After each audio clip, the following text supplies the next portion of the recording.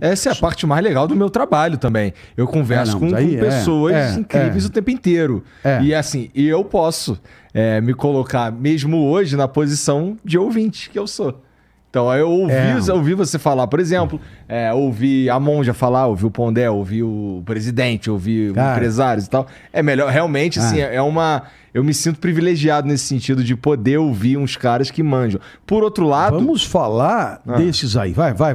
Posso interromper, né? Porque tem que...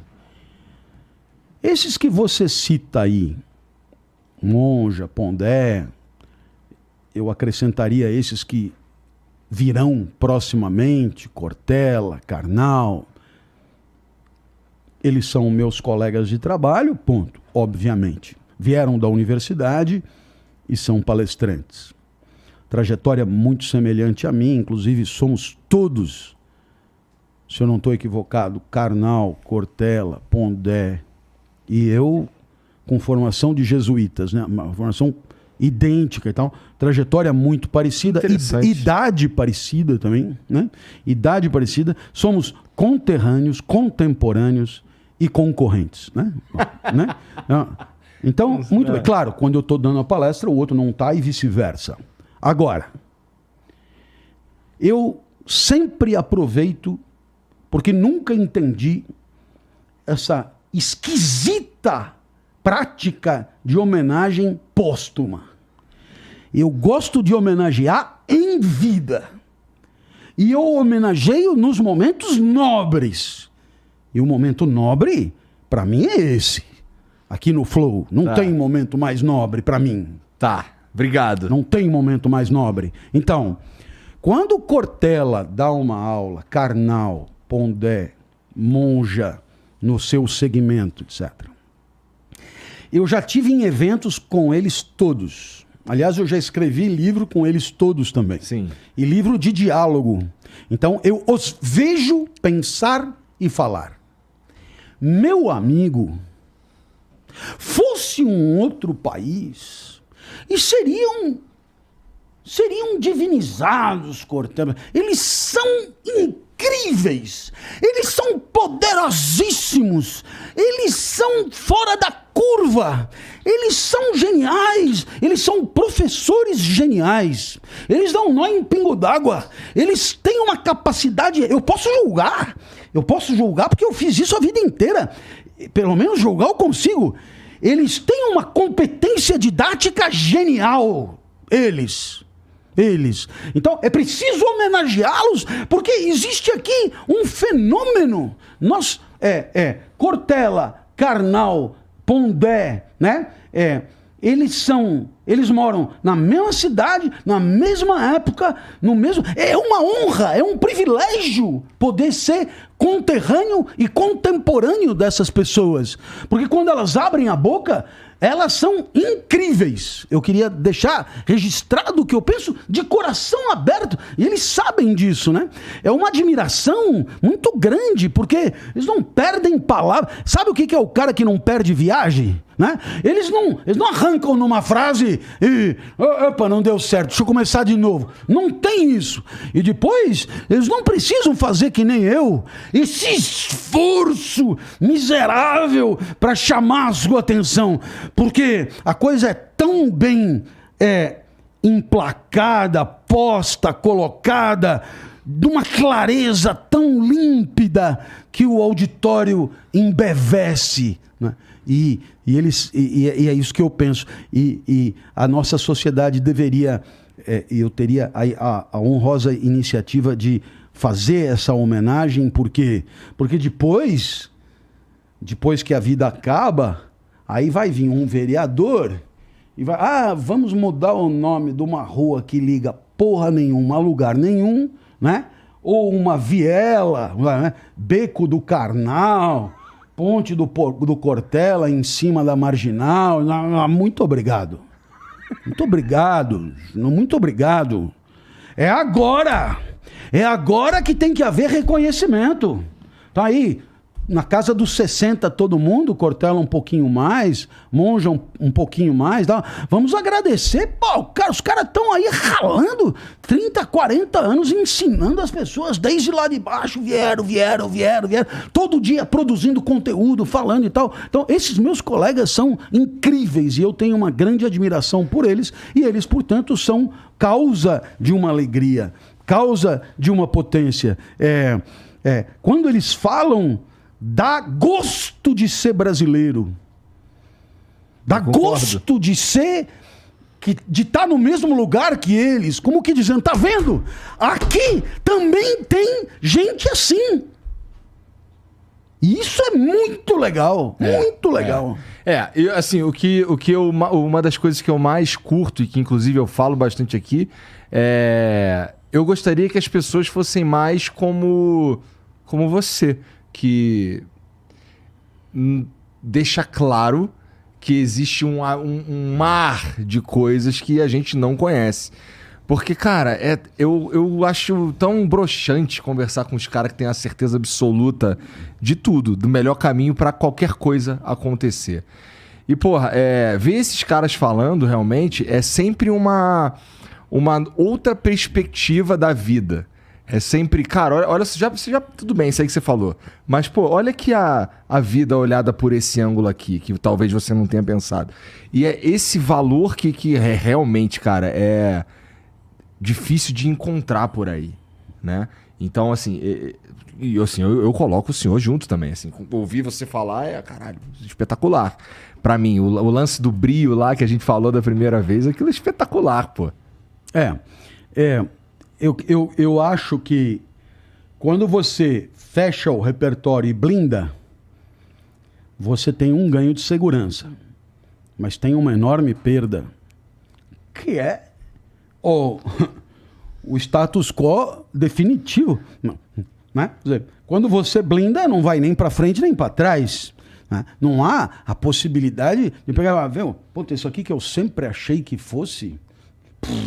Né? Tá tudo errado. Tudo errado. Tá tudo. Repensei então, isso aqui. Você consegue se revisitar à luz de novos olhares, à luz de novos perspectivas. Não é só, tipo Fernando Pessoa, começar a aprender um negócio que seria mais ou menos o caso de eu entrar numa faculdade de odontologia, né? Ou de engenharia civil. Não.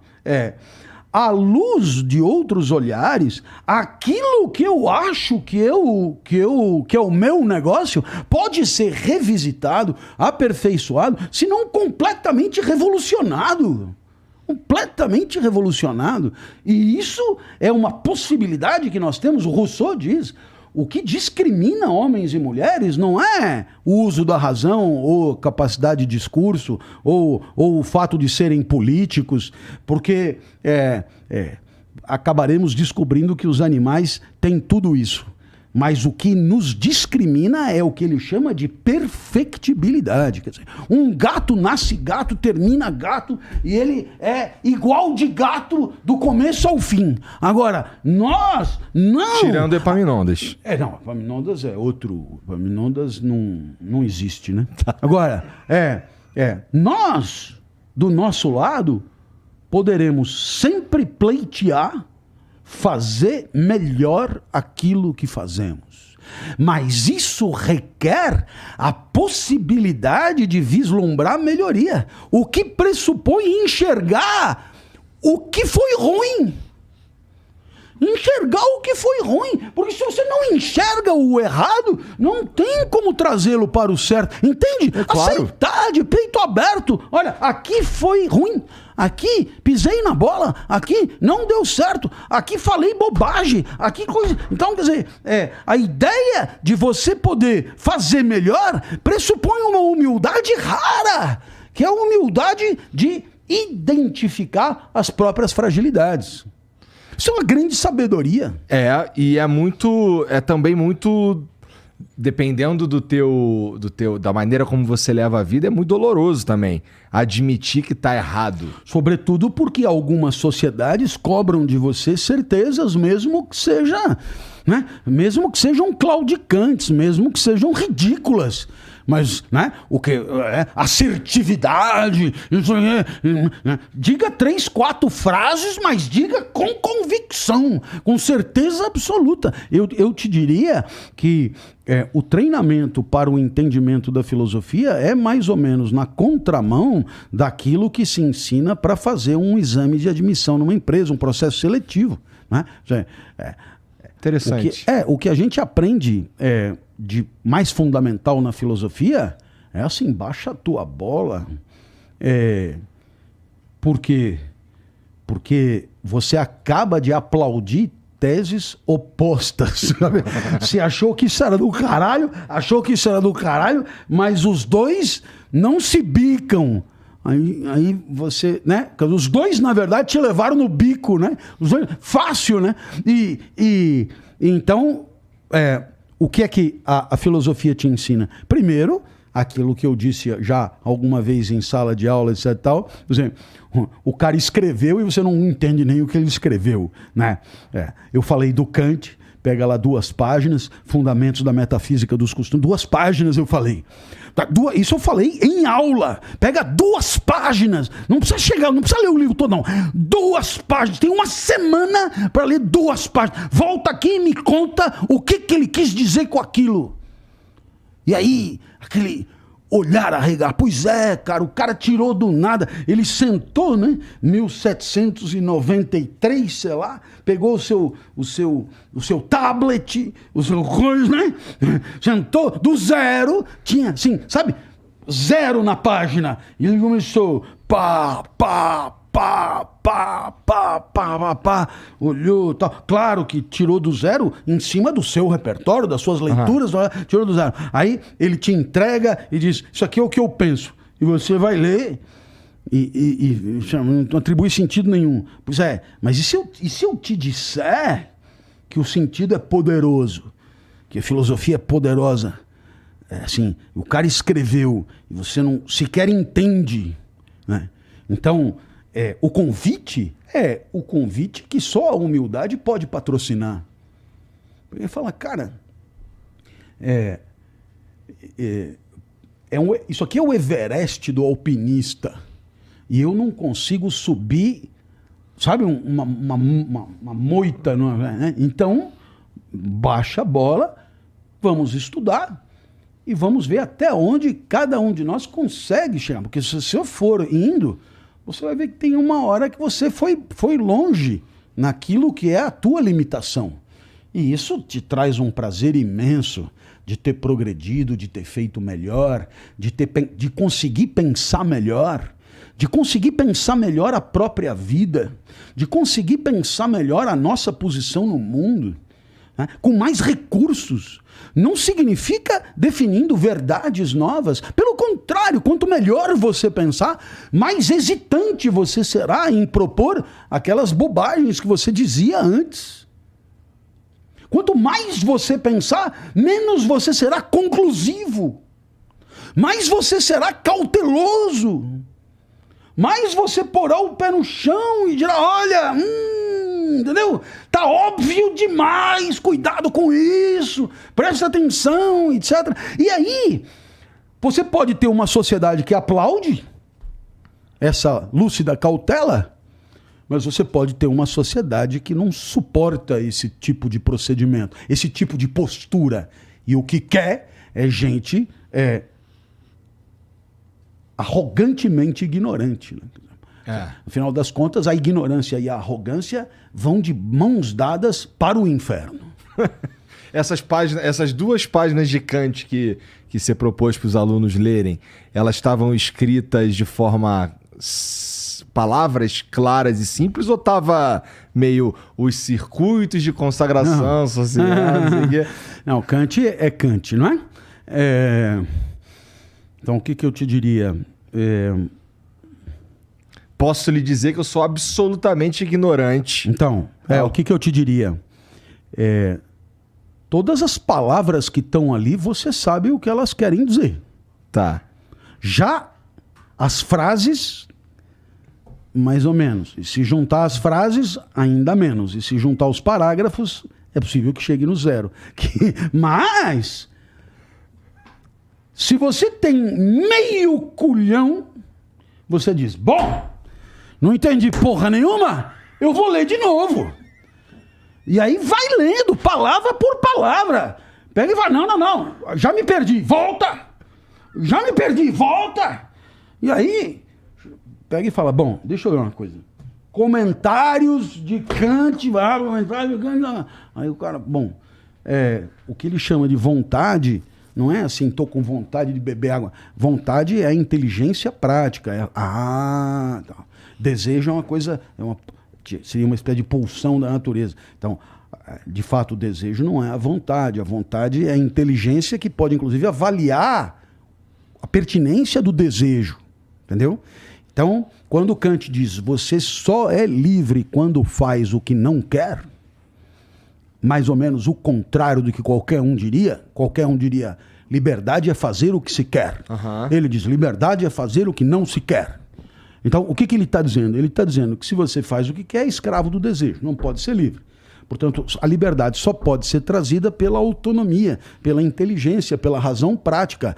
E se ela se sobrepuser às pulsões, não para matá-las todas, mas para avaliá-las, identificar o quanto dessas pulsões são filosoficamente aceitáveis, você assumiu o controle.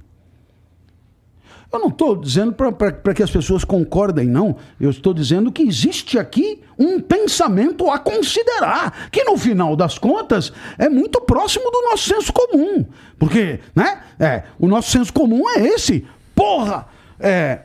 Eu sei que você estava com vontade de dar uma bimbada, mas caralho, você não pensou? Será que você é governado pela cabeça de baixo? Quantas vezes você não ouviu isso? Será que você não pensou nas consequências, seu animal? Eu não sei o que. Perceba, é Kant, né? É vontade e desejo. Né? A base teórica de um esfrega desse educativo está numa reflexão que presume o desejo, e esse se impõe, esse existe mesmo, mas a vontade. Quantas e quantas inclinações apetitivas você não satisfez? Quantas, cara? E por que não satisfez? Porque submeteu a um crivo de reflexão e disse, não, é melhor não.